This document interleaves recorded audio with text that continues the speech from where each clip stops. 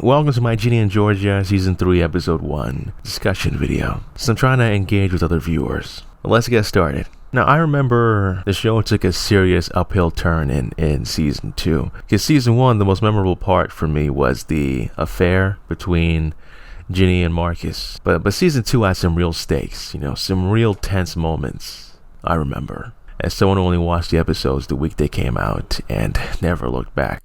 Anyways, the first episode of this season, this wouldn't even be a podcast, opens with both Ginny and Georgia doing the walk of shame down some hallways. However, Ginny has to do it in front of more people because she went back to school.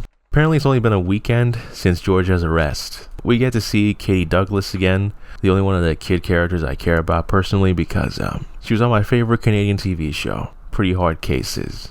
And I've had a vested interest since seeing her there. You could say she's my Sabrina Carpenter, as weird as that may sound.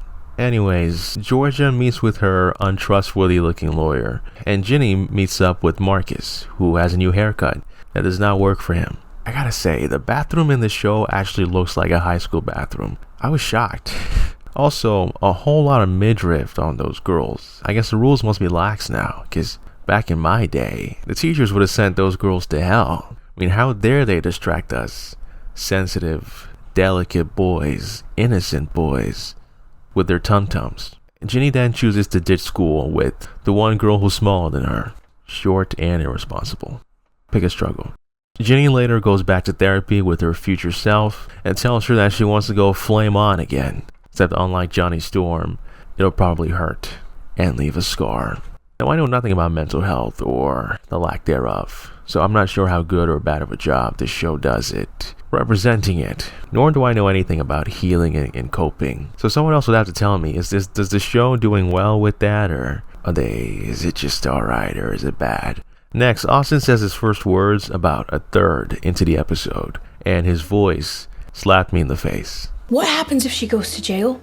Do they have gangs in there? Do they make weapons out of shoelaces and stuff? He's clearly aged several years over the weekend.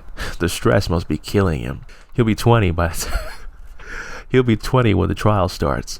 Black Noir shows up and gets his daughter to go to poetry class, where we meet Adult Cal from Manifest, not to be confused with Kid Cal from Manifest. And for those who haven't seen that show, just know there's some magic age change thing that happened. Is it magic if God did it? I guess it's a miracle. It's an age change miracle. Yeah. Anyways, Mayor husband is having a hard time believing that Georgia is innocent, and Black Noir essentially confirms his feelings. Look, I would understand why someone would do it.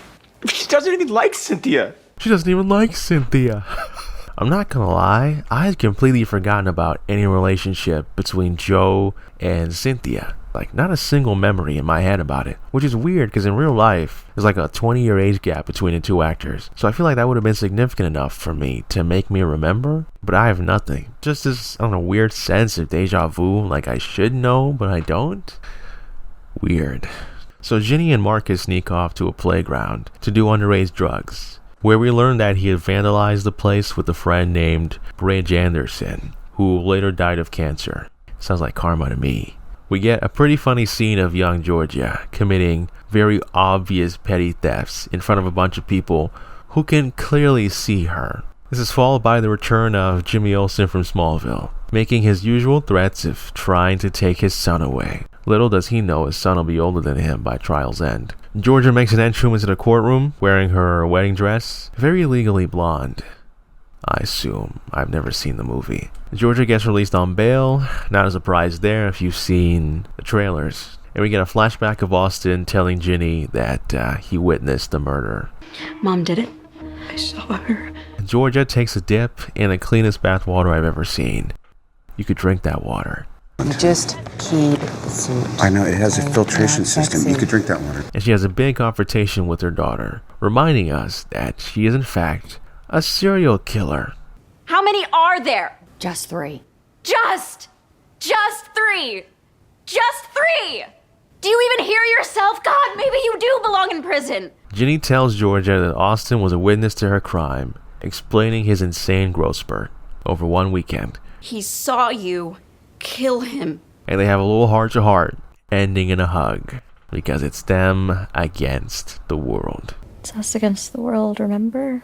And that's how the episode ends. I think we're off to a great start. This is the only episode I've seen so far. I'm sure there's many of you who have like binged the whole thing in one day. Damn, buddy, you're taking too long. What's up with you? Just the first episode, buddy? Damn. Yeah, and I'm taking my time with this one. If there's gonna be a season 4, it's not coming out for another 3 years, probably. That's my guess. Now, I'm working on vague memory, but I don't remember a season premiere making me want to click the next button this hard. And Cynthia, well, what's going on with Cynthia? How does she feel about it? Is she on our side? Does she hate us for potentially killing her husband? Who knows? But anyways, I wanted to try something new with this video, sort of like a recap for future reference. That way, when a new season is coming out and we've forgotten everything and we need a little reminder, we can come back here to watch this video and jog our memories. That is my goal. Hopefully I can make one for every episode, but that depends on how this one does. Let's shoot for 1,000 views. Thank you for watching. Leave a comment. I'd love to have a discussion about just this episode. Don't spoil it for me. And share the video if you can. It'll help me a lot. Thank you. Have a wonderful day. Bye. She doesn't even like Cynthia.